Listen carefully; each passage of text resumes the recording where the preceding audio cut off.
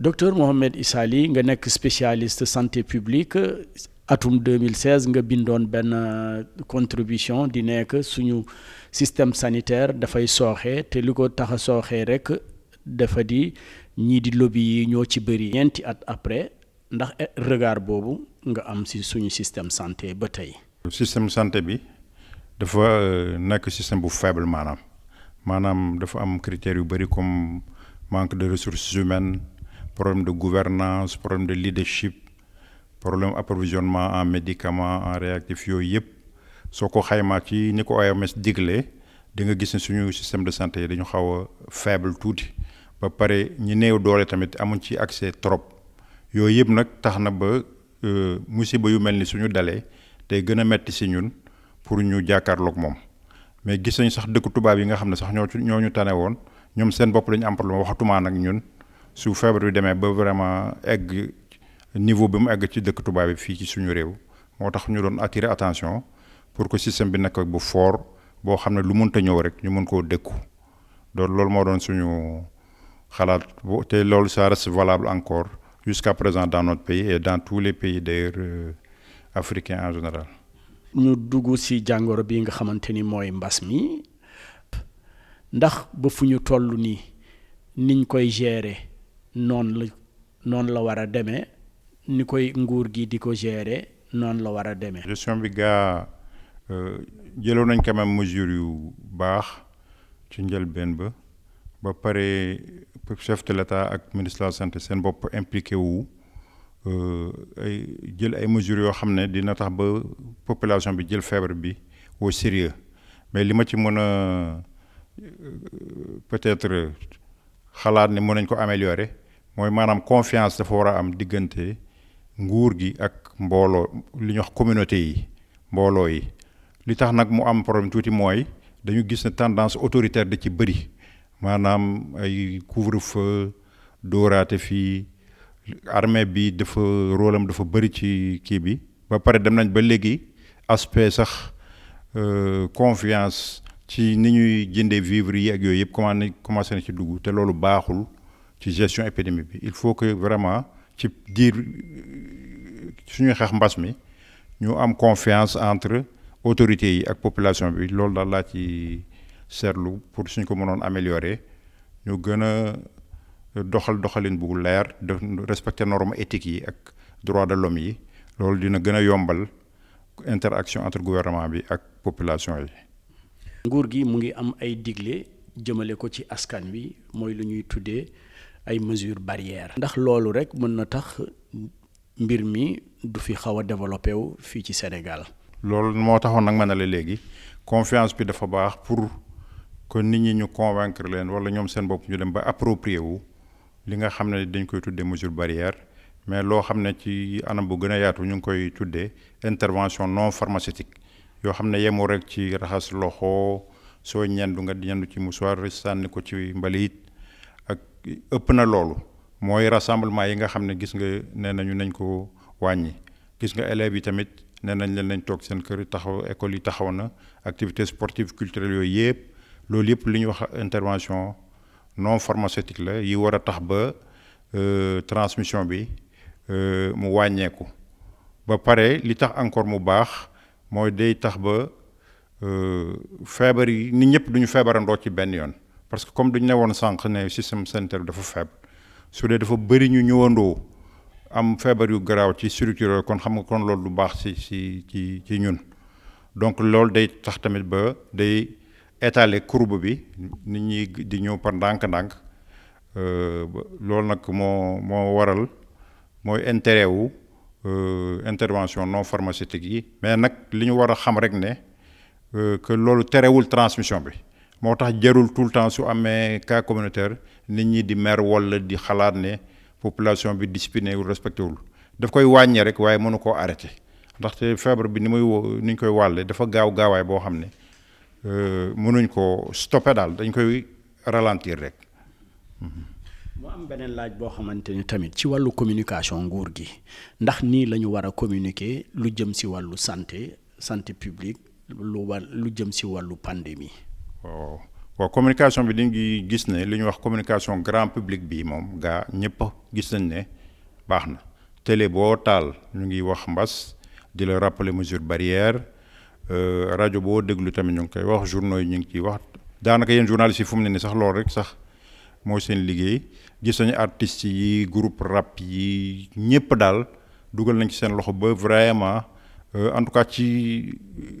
taax yi li ñuy wax dans les villes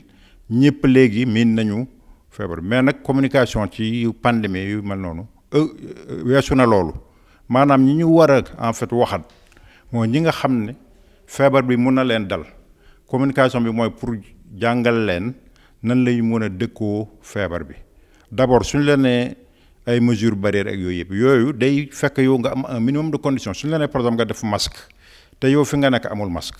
ñu ne la wutal gel hydroalcoolique te amul donc léegi il faut population ñu expliquer leen li ñu bëgg ñoom ci seen dundin ñu xool nan lañ koy matérialiser loolu mooy approche communautaire bi te mun na dem ba ñoom ñoo war a jàngal seeni nawle ci village yi loolu mooy formation bi ñoo war a sensibiliser dem ci dëkkaan yi di wax ak nit ñi pour gën leen a ñaax mun na dem ba su nit ñi feebaree xam nga comme day wàlle nit ñi dañuy ragal nga am sax ay système yoo xam ne ay imperméable yooyu sol ay bottes en plastique wala yooyu yëpp pour feebar bi yow bañ laa wàll ay sac en plastique yooyu yëpp en tout cas ñun ñëpp daal fu ñu mënta nekk ñu wut suñuy recette locale ak moyens yi ñu am pour mun a dëkku feebar bi donc sensibilisation bi tamit war na weesu rek di wax ci rajo yi ak télé yi mais suñu relais communautaire yu ñu am leader communautaire yu ñu am partout dans les villages ñu jàngal nit ñi wala ñoom seen bopp ñu liggéey ak ñoom ñu collaborer pour ñu won ñu nan la ñu mun a fexe ba feebar bi bañ a law bañ a wàllante trop ci diggante nit ñi foofu nag laa bëgg a dugal tamit le fait que mënuñu arrêter feebar bi gis nañ ko ci àddina bi mooy mais seetlu nañ feebar bi ñi gën a mag la yàpp gis nañ tamit ne peut-être ñi feebar am ay diabète wala ñi amoon sida ak yooyu ñooñu la gën a yàpp donc dëkk bu nekk dañu jël mag ñi ak ñi am feebar yooyu ñu jéem leen a aar maanaam ñu def leen isolement protéger leen su dee si kër gu yaatu la mag ñi mën nañ leen dugal ci benn néeg boo xam ne ñoom rek a fay ne nit ñi bañ a jot ak ñoom trop su dee tamit dafa xat comme quartier yu populaire yooyu mën nañ jël benn kër la mën ne fii suñu mag ñi lañ ko jagleel ba pare nag ku amul feebar bi maanaam wala kuy protégé wu wala yow ku feebar ba wër nga xam ne tu es maintenant immunisé ñoom rek ñoo war a di jot ak ñoom di leen indi lekk di leen toppatoo ak yooyu daal donc foofu moo lay won ne communication bi fu mu ne ni su dee ci phase bu bees ñu jëm tamit cas communautaire yaa ngi yokku kenn mënu ko arrêté dañu sonal seen bopp rek nañu fexe ba au moins ñu jël suñuy recette locale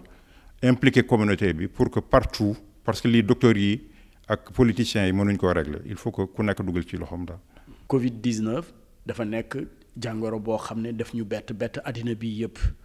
nan lañ ko war a saytoo nan lañ ko war a gérer nan lañ ko war a jàppee. mosu leen dégg ñuy discuter ci presse grande presse bi wala ci grand place yi yan garab la ñu war a jël est-ce que chloroquine baax na baaxul vaccin yi est-ce que war nañu jël africain comme cobaye xam nga loolu déjà tamit ci li nit ñi di wax ay aspects yu baax la. parce que santé démocratie sanitaire dafa commencé am mooy peuple bi ci boppam day commencé di wax parce que santé mënatul nekk rek loo xam ne ñi techniciens yi rek la concerné mais ñëpp la war a soxal ñëpp war ci am seen kàddu léegi nag dans tous les cas protocole bu élaboré boo xam ne c'est validé comme pour yeneen feebar yi comme tuberculose am na garab yu leer yu koy faj paludisme am na garab yu leer bii nag amagu ko nag ak lu ñu mën a waxtaan validé guñu scientifiquement benn protocole mais li professeur Raoul proposé mooy comme amaguñu dara te chloroquine bi gis na su ko booleeg beneen garab bu tudd azithromycine mun na indi tan léegi mën nañ cee jàppagum noonu la professeur Seydi def pour faj nit ñi léegi nag ñun li bees nag li ñu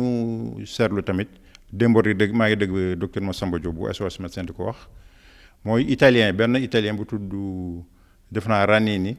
dafa seetlu tamit ne nit ñi dañu foogoon ne pneumonie mooy tax nit ñi di dee bu bëri bi mais ndekkee mu ne ay microthrombose au niveau pulmonaire la te microthrombose soo amee anticoagulant mun nga koo faj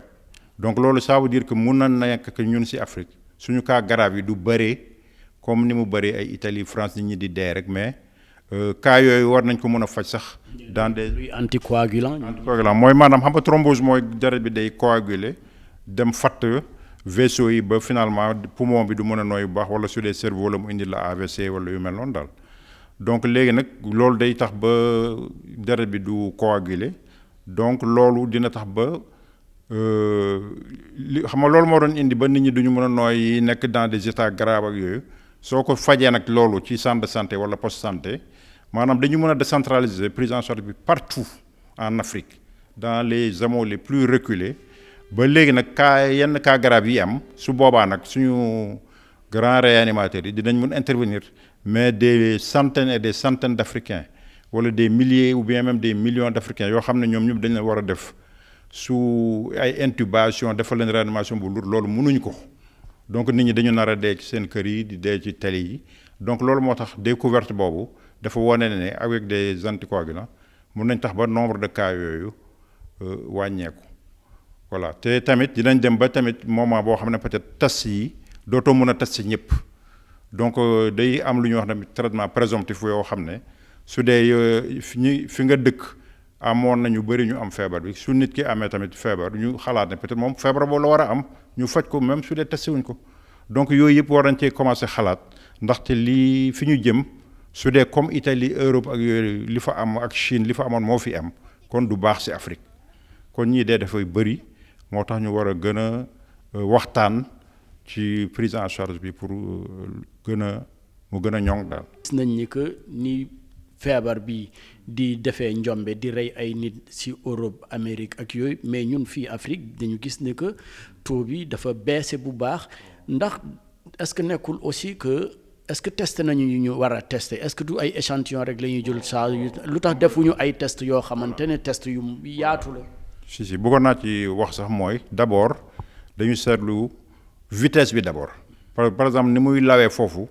ñun lawewul noonu bon loolu moom mën na bi ma xalaatee dama ne peut-être urbanisation la parce que quand même dëkku tubaab bi quoi qu'on dise seen métro yi seen bus yi ni muy feesee nit ak seen TER yi ak RER ak yooyu yëpp nit ñi di rencontrer wu ci yooyu moo gën a quand même bëri c'est-à-dire plus ngay urbaniser wu plus contact yooyu di gën a bëri soo demee Fuuta léegi xam nga ne pour probabilité pour ay nit tase dafa parce que ñu ngi dox ku nekk di dox xam nga dafa yéex fële nag yow di sax mën nga dëkk à 100 kilomètres 200 kilomètres fi ngay liggéeyee mais ngay xëy chaque suba jël train dem donc ñoom dañuy utiliser tellement transport en commun yooyu ba pare ak supermarché yi ñoom ñëpp am nañu un certain pouvoir d'achat dugg supermarché fépp daal day bëri nit ba feebar bi foofu lay gën a gaaw loolu moo tax peut-être fii mu yéex beneen bi pourquoi tamit cas grave yi bëriwul mooy population africaine moo gën a jeune te feebar bi xam nga mag ñi ak ñi am yeneen feebar yi ñoom lay gën a sonal donc analyse boobu la ñu def nga dama xalaat ne autorité yenn saa yi dañu xaw a naagu tuuti dañu demoon ba ne bon suñu liggéey kii na on est efficace moo tax cas yi bëriwul fekk nag facteurs yi ma la waxoon léegi noonu moo koy expliquer ba léegi nag de plus en plus dina yéex mais ndànk-ndànk affaire yaa ngi yokku maintenant avec la réserve tamit que population jeune bi quand même mooy gën a mën a dëkku feebar bi par rapport ak ku mag mais man yàgg naa ne nañu yokk test yi parce que li ñuy testé toog rek ne ku feebar rek moom nga woote ñu ñëw testé la wala nga dem hôpital wax soo waxtaan ak médecin bi ne kii di mën na am kon feebar bi la am loolu day tuuti trop surtout que seetlu nga temps yi nit ñi dematuñ sax ci hôpitaux yi ndax ñëpp a ragal dem foofu peut-être nga am fa feebar bi ak yooyu donc léegi il fallait ñoom sax def naa léegi d'accord nañ ci def yeneen test le maximum possible wala suñu la nee peut-être yëmbal am na su dee benn quartier ci yëmbal nga dem quartier boobu test ñu bëri foofu xool tu comprends donc loolu dina gën a tax ba ñu am une idée claire ñaata cas mais cas yi ñuy wax noonu tamit gis nañ ne peut-être c'est sous-estimé te loolu ñëpp nangu nañ ne en Afrique nombre cas yi ñuy déclaré et même partout sax même en Europe noonu la woon c'est sous-estimé par rapport à la réalité. li nga wax nii léegi par exemple kii ku mel ni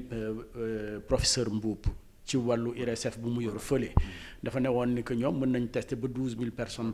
par truc mais ba léegi fu ñu toll nii ay 400 ngay dégg wala 300 maximum 435 lañ fi gis est-ce que aussi mënuñu am pexe boo xamante ni dinañ ko mën a tester dinañ mën a tester 10 000 personnes wala 5000 personnes. moom kay keroog maa ngi déglu interview bi mais